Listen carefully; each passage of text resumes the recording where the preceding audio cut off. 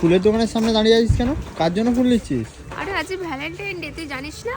হ্যাঁ জানি তো। আজকে আমি একটা খুব স্পেশাল মানুষের জন্য ফুল নিচ্ছি। আর না মানে ফুলের দোকান দেখে আমার এই ফুলটা পছন্দ হয়েছে, গোলাপ ফুলটা। আমাকে তো আজকের দিনে কেউ দেয়নি, মানে আমার বয়ফ্রেন্ড এখন আমাকে কেউ গিফট দেয়নি। তো আমি ভাবলাম যে কাউকে একটা খুশি করা যায়। আমি বুঝতে পারি ফুল না পেলে আজকের দিনে কতটা কষ্ট হতে পারে, তাই আমি তার জন্য ফুল নিয়ে যাচ্ছি। মিনিমাম 1 বছর পর আমার তার সাথে দেখা হতে চলেছে। খুবই স্পেশাল একটা মানুষ, ঠিক আছে। লাস্ট কবে দেখা হয়েছিল মনে নেই, কিন্তু 1 বছর হয়ে গেছে দেখা হয়নি।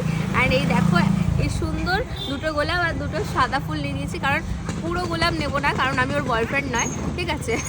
তাই জন্য সাদাও নিয়ে নিয়েছি। সাদা শান্তির প্রতীক বলা হয়, মানে বন্ধুদের দেওয়া যায় সাদা ফুল।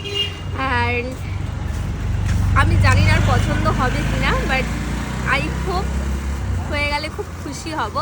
আর তোমরা কি গেস করতে পারছো আমি কার বাড়িতে যাচ্ছি, যার সাথে আমার 1 বছর ধরে দেখা হয়নি? 1 বছর পরে আমি দেখা করছি তার সাথে।